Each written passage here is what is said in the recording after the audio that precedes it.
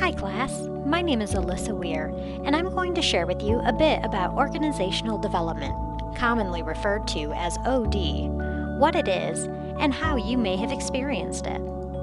Donald Anderson, a professor here at the University of Denver, defines organizational development as the process of increasing organizational effectiveness and facilitating personal and organizational change through the use of interventions driven by social and behavioral science knowledge.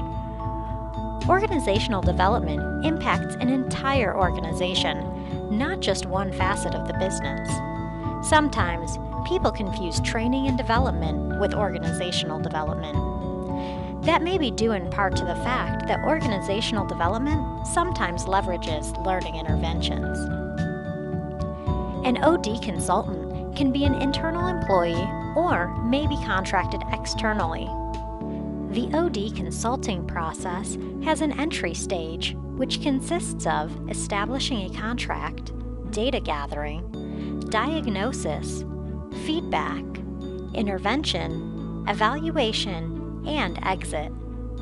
The data gathering stage is one of the most important steps of the process, next to contracting, which is critical to outline who is responsible for what in the intervention.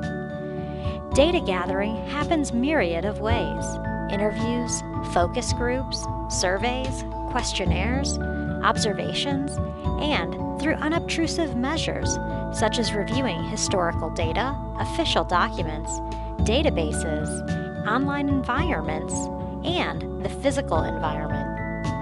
This information will allow the consultant to make a more effective recommendation for an intervention.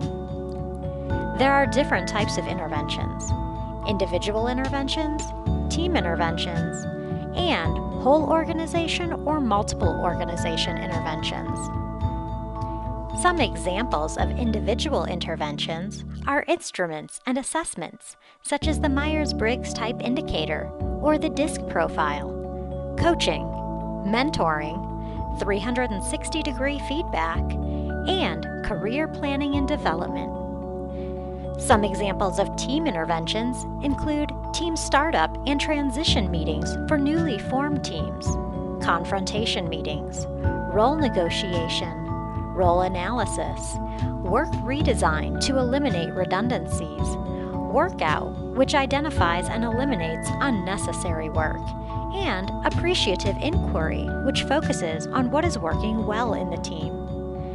There are many different interventions that are leveraged at the organizational level and can even go beyond the scope of just one organization. There are directional interventions, which help organizational members agree on and plan for the future.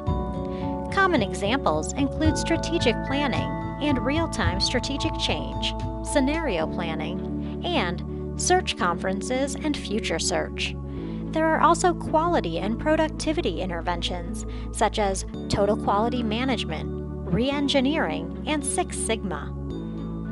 Instances where organizational development spans multiple organizations and having an expert involved to help navigate the waters are during mergers and acquisitions, and when organizations are partnering together for a shared objective.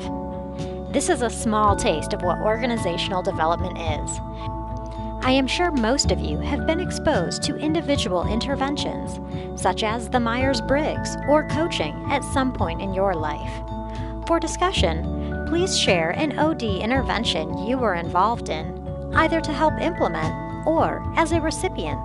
Explain if it was a positive or negative experience, what was effective or ineffective, and anything you were left questioning or wishing had been done differently.